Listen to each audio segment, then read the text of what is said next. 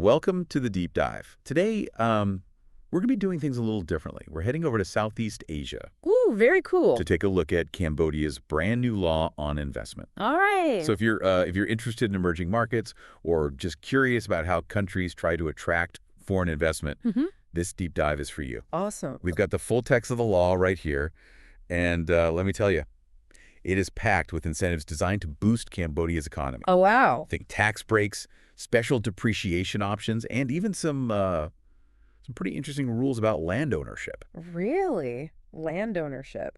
So this new law, it's really trying to make Cambodia a major player, huh? I mean, globally. Yeah, that seems to be the goal. Wow. What I think is really fascinating is how they're going about it. They're not just looking for any investment. They're trying to attract what they call quality investment. Oh, interesting. So it's not just about opening the floodgates to anyone with a checkbook. Right, exactly. They have very specific goals in mind. They want projects that will help diversify their economy, boost their competitiveness, and, have a positive social impact. So how exactly does the law define these quality investments? What are they looking for specifically? Well, right from the start, the law, it focuses on attracting projects that will genuinely contribute to Cambodia's development. So, we're talking about projects that bring in advanced technology, create jobs and support key sectors like high-tech industries, tourism, agriculture, those kinds of things. It sounds like they've really thought this through. Yeah, they've done their homework for sure. And to get those investors on board, Cambodia is offering some pretty attractive incentives. Absolutely. Think about this. Imagine operating in Cambodia for almost a decade without paying any income tax. Whoa, hold on. Really? Yeah, it's true. It's one of the possibilities laid out in the law. It's called the income tax holiday. Okay. And depending on the sector and the specific project, it could last for up to 9 years. 9 years. That's incredible. I mean, that's got to be a huge draw for investors. Oh, absolutely. It's a game changer for sure. So besides this tax holiday, are there any other financial benefits that stand out? Oh, there's more. They also have something called special depreciation. And what that does is it allows you to deduct your capital expenditure at an accelerated rate. So essentially, you can recover your investment costs much more quickly. Oh, I see. Yeah. And then there are also deductions for specific expenses like research and development or training for Cambodian workers, which can really significantly lower your overall tax burden. Wow, so Cambodia is really pulling out all the stops to make itself attractive to investors. Yeah, they're definitely serious about it. But what about peace of mind? What guarantees are in place for these investors? The kind of things that would keep them from worrying about their investment suddenly going up in smoke. Right. That's a crucial point. And to be honest, Cambodia has addressed it pretty head on. I mean, the law very clearly states that foreign investors will be treated equally to local businesses, except when it comes to land ownership, which we'll talk about a little bit later. Right. They also specifically prohibit the nationalization of assets. Okay. So the government can't just come in and seize your investments. That's reassuring. Right.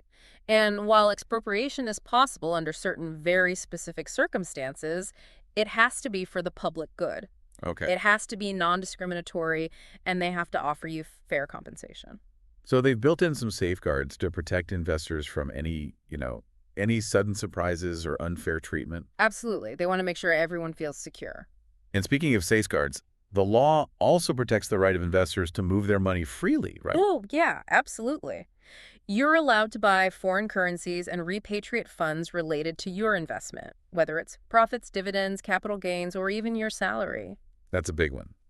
Knowing you can access your funds and move them freely, that's essential for any investor. For sure. No question about it. But you did mention an exception earlier, land ownership. Yeah, That tends to be a sensitive topic in many countries. it really is. So what are the rules when it comes to land ownership in Cambodia? So Cambodia's constitution actually restricts outright land ownership for foreign investors. Okay. However, there are alternatives. Okay. Investors can obtain something called economic land concessions for large-scale projects, or they can opt for leases, which can either be perpetual or for a fixed duration. So while they can't own land outright, there are ways to secure land use for their investment. Exactly. And it's really important to understand these nuances because they can significantly impact the feasibility and the profitability of a project. Right. Okay. What about bringing in expertise from outside Cambodia? Can foreign investors hire their own people? Yes, they can. but there are quotas in place Okay. to prioritize hiring qualified Cambodians first. So local talent first. Exactly. And permits for foreign workers are temporary, Okay. and there's a requirement to provide training to local workers. So there's a big emphasis on skill development and knowledge transfer. It sounds like they're trying to strike a balance between attracting foreign talent and building up the local workforce. It's a smart approach, I think. It benefits everyone in the long run. Now, with all these rules and regulations, it can seem a little daunting for someone who's thinking of investing in Cambodia. It can be a lot to take in. So how does someone actually navigate this system? Well, Cambodia has something called a one-stop service mechanism, Okay. and it's designed to streamline the entire process. So basically, you have a single point of contact for all your investment needs rather than having to deal with multiple government offices. Oh, so they're trying to simplify things for investors. Exactly. They want to make the process as smooth as possible. Okay. So as long as your project isn't on their negative list of restricted activities, Right. the approval process should be fairly efficient. Yeah, that's the goal. They've really tried to streamline things. Well, that's encouraging. Yeah. So they've rolled out the red carpet, but what happens after the initial setup? Is there any ongoing support, or are investors kind of left to figure things out on their own? That's a great question. And actually, the law includes provisions for aftercare services to support investors even after their projects are registered. Oh, wow. That's impressive. Yeah, it's pretty comprehensive. Now, the specifics are still being developed, but this could involve guidance on navigating regulations, Okay. connecting them with local suppliers, assistance with work permits and visas, that kind of thing. So they're not just getting you in the door and then disappearing. No, not at all. They seem very committed to helping investors succeed in Cambodia. And that ties back to their whole goal of attracting quality investments, right? Absolutely. Yeah. They want investors who are in it for the long haul, Hmm. who are committed to contributing to Cambodia's development, and who will benefit from a stable and supportive business environment. It sounds like a mutually beneficial relationship, ideally. Yeah, that's the hope. But let's be realistic. Things don't always go according to plan. Right. So what happens if a company wants to pull out of their investment or if a major disagreement arises? That's where the provisions for nullification and dispute resolution come in. So nullification basically means terminating the investment project. Okay. And it can happen for a number of reasons, like the company's inability to continue the project, failure to meet certain obligations, or even concerns about negative impacts on the environment or national security. So it's not just the investor who can decide to pull out. The government can also step in if there are problems. Exactly. They have to protect their own interests as well. And what about resolving disagreements, whether it's between investors or between an investor and the government? How does that work?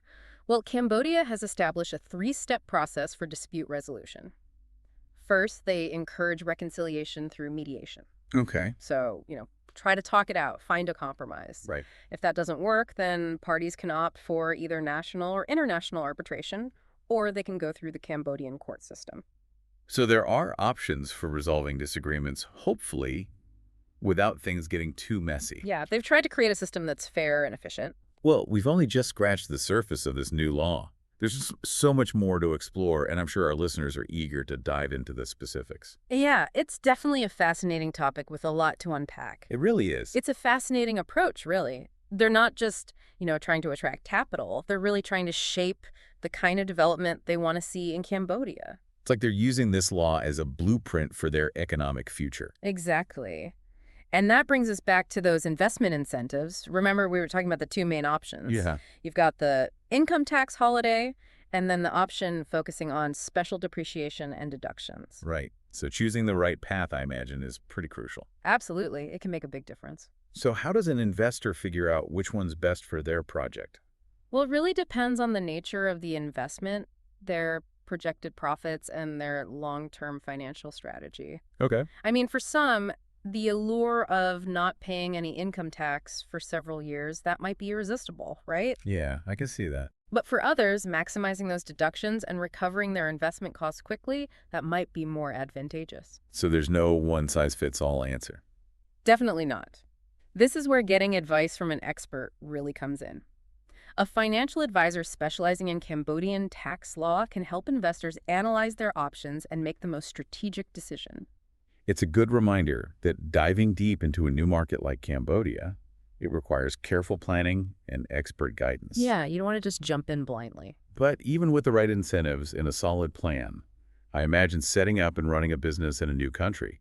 That's got to come with its own set of challenges. Oh, absolutely. There are always cultural nuances, bureaucratic hurdles, unforeseen obstacles, things you just don't anticipate. It makes sense. That's why Cambodia's one-stop service mechanism is so important. It's designed to make that registration process smoother and provide a central point of contact for investors. Yeah, we talked about that earlier.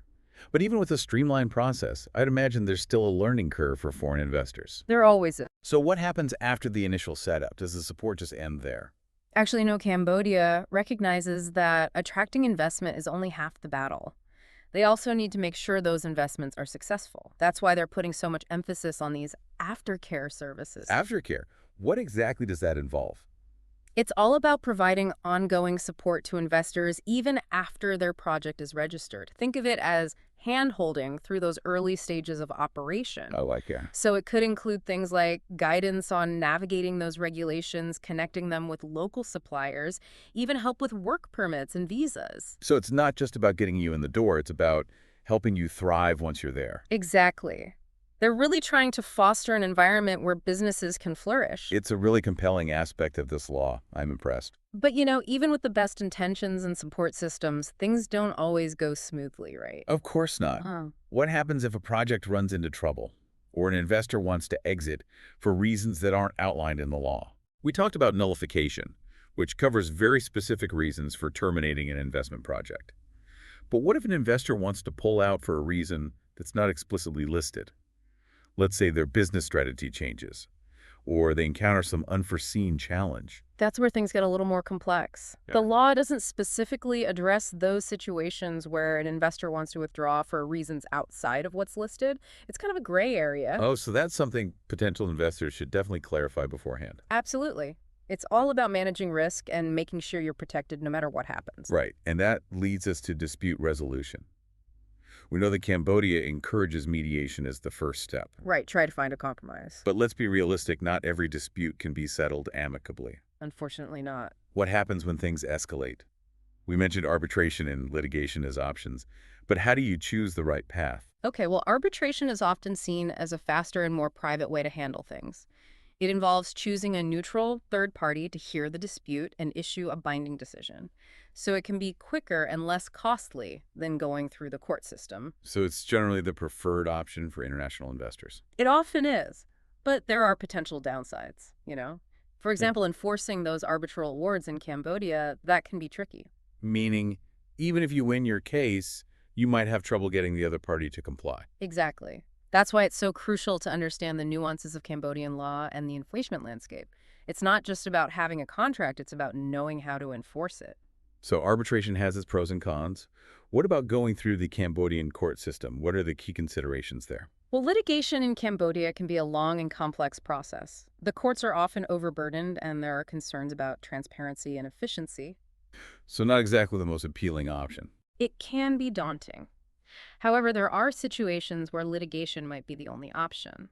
For instance, if the dispute involves public law or a state-owned enterprise, arbitration might not be possible. So choosing the right dispute resolution mechanism is a strategic decision with big implications.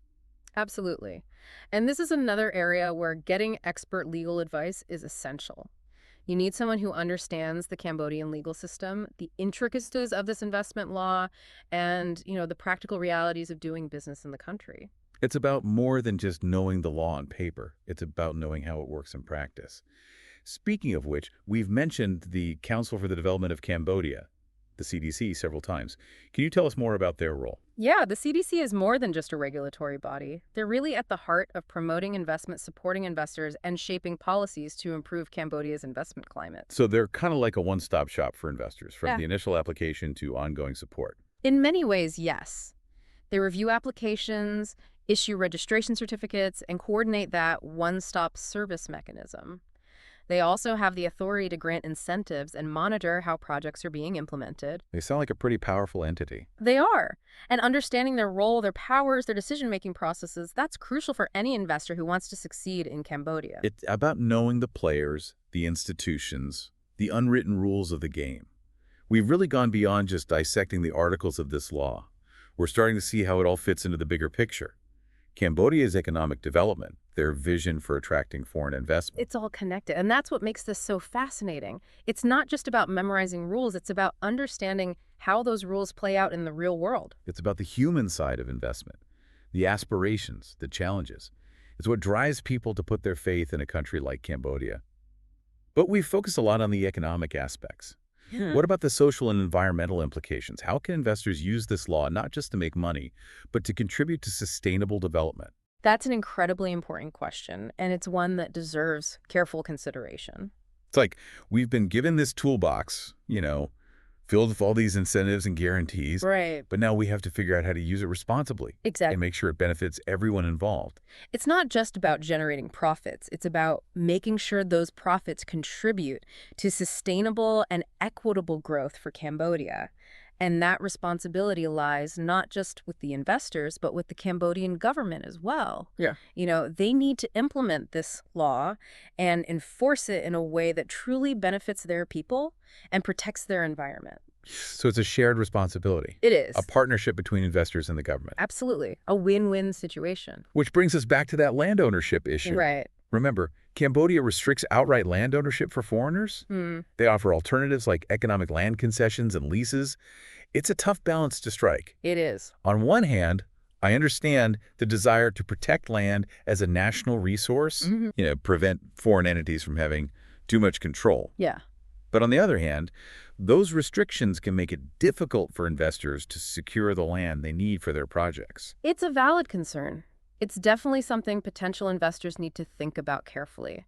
They need to evaluate the options for land access, look at the costs, the potential risks, and consider the impact their projects might have on local communities and the environment. Speaking of impact, we talked about the law's focus on hiring and training Cambodian workers. That seems like a good step towards making sure these investments create jobs and opportunities for the local people. It is. But it also raises questions about implementation. How will the government actually ensure that those training programs are effective Right. and that the workers are getting the skills they need for long-term employment? How will they address issues like labor exploitation or unfair working conditions? Right. It's not just about creating jobs. It's about creating good jobs. Jobs that offer fair wages, safe working conditions, opportunities for advancement. Exactly. And that requires more than just strong laws. It takes effective enforcement and a real commitment to protecting workers' rights. It's a reminder that even the best laws need to be put into practice well to have a real impact. Couldn't agree more. And that's why it's so important for everyone to stay informed. Investors, policymakers, citizens, ask critical questions and hold each other accountable. This deep dive has really been eye-opening. It's so much more than just understanding the law itself. It's about the context, the challenges and the opportunities that come with investing in a developing country like Cambodia. It really is. And that leads us back to the question we asked earlier. Yeah. What kind of investment would have the biggest positive impact on Cambodia's development? And D offered the best returns for investors. It's a tough one. There's no easy answer. Nope. But I think it starts with looking beyond purely financial metrics and considering the broader social and environmental impact. Absolutely. It's about finding that sweet spot where profit and purpose come together, where an investment not only makes money, but also helps create a more just and sustainable future for Cambodia. Investing with your head, A&D your heart. Well said. And that's a great note to wrap things up on. We've explored Cambodia's new investment law, looked at the potential benefits and challenges, and ultimately I think we've seen that investment is about so much more than just numbers. It's about people, it's about the planet, and it's about creating a future that we can all be proud of. To our listeners, we encourage you to keep exploring, ask those tough questions, and consider the role you can play in building a more sustainable and equitable world. Keep diving deep and happy investing. Happy investing.